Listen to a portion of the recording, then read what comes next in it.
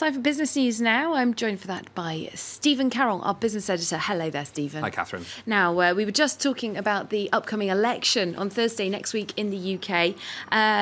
That is already causing some waves on the markets, it would seem, even though we've still got 8 days to go. Well, in the wake of that new poll you were just talking about that shows potentially Theresa May risking losing her majority after the election, that's led to a sharp drop in the value of the pound in trading.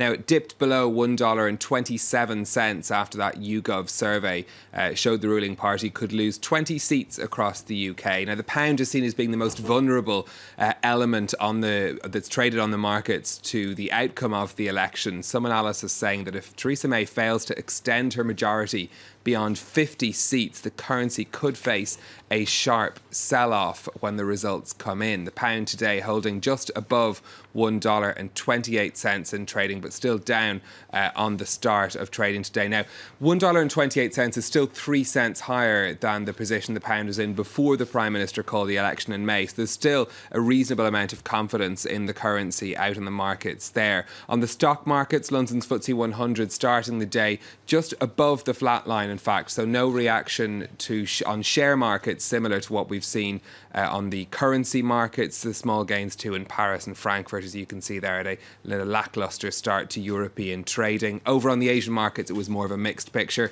Chinese shares getting a boost from better than expected data on the manufacturing sector in the country there, which showed steady recovery last month, but falls on the Nikkei in Tokyo and the Hang Seng in Hong Kong just below the flat line.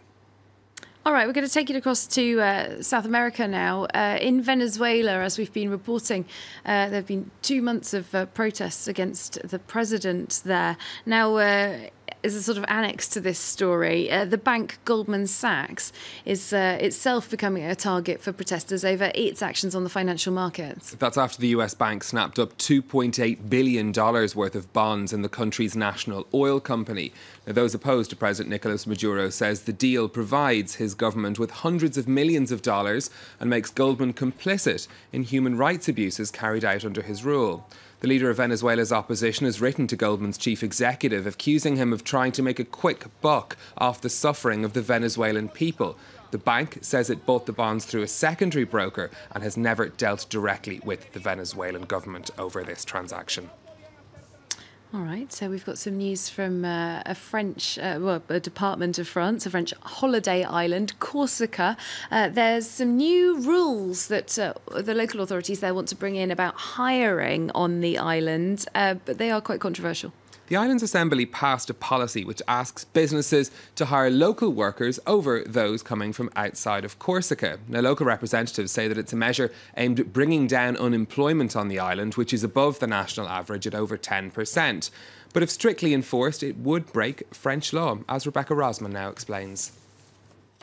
Choose Corsicans over other job seekers. That's what Corsica's assembly is hoping to convince businesses to do with a new local charter, which would favour the recruitment of those whose moral and material interests lie in Corsica, given their skills meet the necessary requirements. The move has the strong support of the president of the assembly.